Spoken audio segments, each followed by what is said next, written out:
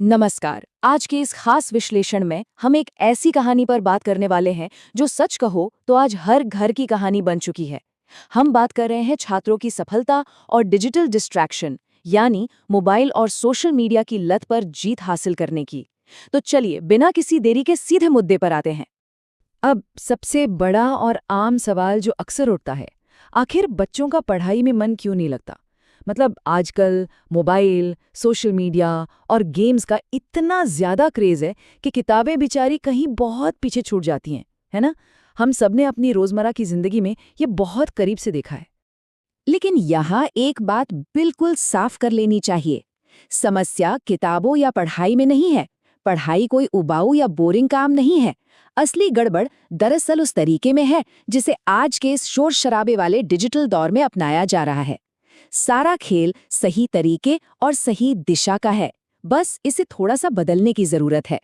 चलिए इसे भाग एक राहुल की कहानी से समझते हैं। देखिए, राहुल पहले एक बहुत ही होनहार छात्र हुआ करता था, लेकिन धीरे धीरे वो इस डिजिटल दुनिया की भूल भुलैया में ऐसा खोया कि उसका आत्मविश्वास पूरी तरह टूट गया। शायद मैं अब पढ़ाई नहीं कर पाऊं। जरा सोचिए, ये शब्द बताते हैं कि एक बच्चा अंदर से कितना हार मान चुका था। ये सिर्फ गिरते हुए मार्क्स की बात नहीं है, ये एक गहरी निराशा है जो किसी को भी तोड़ सकती है। खैर, कहानी में मोड़ तब आया जब एक बेहद समझदार टीचर ने इस पर ध्यान दिया। उन्होंने राहुल के इस भटकाव के 4 मुख्य कारण पकड़े। पहला, लक्ष्य की कमी। दूसरा, मोबाइल का बहुत ज्यादा इस्तेमाल। तीसरा, पढ़ाई का गलत तरीका। और चौथा, मोटिवेशन यानी प्रेरणा की कमी। और सच कहें तो यही वो 4 जड़ें हैं जो आज ज्यादातर छात्रों को परेशान कर रही हैं। और यहाँ टीचर ने एक बहुत ही कमाल की बात कही जिसने राहुल की पूरी सोच बदल दी। उन्होंने कहा कि फोकस अपने आप नहीं आता, इसे बनाना पड़ता है। बिल्कुल, मन अपने आप नहीं लगता, मन लगाना पड़ता है। ये एक बहुत ही पावरफुल माइंडसेट है जो किसी भी स्टूडेंट के लिए एक असली गेम चेंजर साबित हो सकता है। तो अब आते हैं भाग 2 पर। छात्र सफलता के लिए 6 समाधान। प्रॉब्लम तो समझ आ गई, लेकिन इसका उपाय क्या था? टीचर ने राहुल को भटकाव से निकालने के लिए एक जबरदस्त step by step toolkit दी। ये 6 समाधान थे: लक्ष्य तय करना, समय प्रबंधन, समझकर पढ़ना, मोबाइल कंट्रोल, खुद को इनाम देना और सबसे आखिर में अच्छी संगत। आइए देखते हैं कि ये सब काम कैसे करते हैं। तो पहला कदम था एक स्पष्ट लक्ष्य तय करना।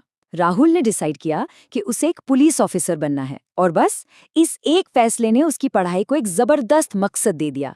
जब हमें पता होता है कि हमें क्या बनना है, तो आधी लड़ाई तो हम वहीं जीत लेते हैं।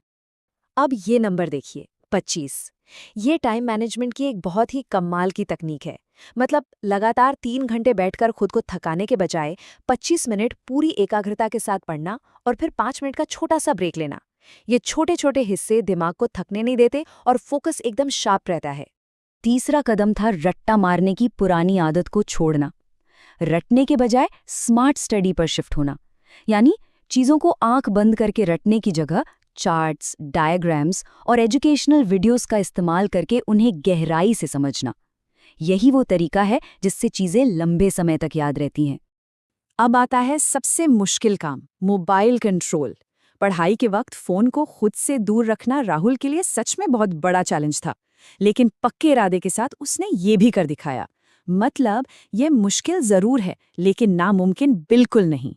और इसे मज़ेदार बनाने के लिए टीचर ने एक रिवॉर्ड सिस्टम, यानी खुद को इनाम देने का तरीका बताया। जैसे अगर 2 घंटे पूरे फोकस से पढ़ाई की, तो इनाम के तौर पर 15 मिनट मोबाइल चलाने का मौका मिलेगा। इससे टेक्नोलॉजी एक रुकावट बनने के बजाय मेहनत से कमाया गया एक रिवॉर्ड बन गई। है ना कमाल का आइडिया? छठा और आखिरी समाधान था अच्छी संगत। हम जिन लोगों के साथ रहते हैं, धीरे धीरे वैसे ही बन जाते हैं। दोस्तों का ग्रुप हमारी आदतों पर बहुत गहरा असर डालता है। इसलिए सही और पॉजिटिव लोगों का चुनाव करना पढ़ाई के लिए बहुत ही ज्यादा जरूरी है। चलिए अब देखते हैं भाग 3, बदलाव और अंतिम परिणाम। राहुल ने इन 6 समाधानों को अपनी डेली रूटीन में पूरे दिल से लागू किया। और ये टाइमलाइन देखिए, कैसे शुरुआत के उस भारी भटकाव और निराशा से निकलकर राहुल ने छोटे छोटे कदम उठाए और फाइनली एग्जाम्स में एक शानदार जीत हासिल की। ये दिखाता है कि छोटे कदम अगर लगातार उठाए जाएं तो कमाल कर सकते हैं। नतीजा क्या निकला? राहुल ने न सिर्फ बेहतरीन मार्क्स पाए, बल्कि उसका खोया हुआ आत्मविश्वास भी पूरी तरह लौट आया। पढ़ाई में उसका इंटरेस्ट वापस आ गया और सबसे बड़ी बात, उसकी माँ के चेहरे पर जो सुकून और गर्व था, वो इस पूरी मेहनत का सबसे खूबसूरत इनाम था।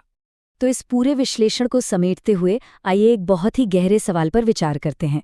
देखिए, असली समस्या कभी मन न लगना थी ही नहीं, बल्कि शुरुआत न करना थी।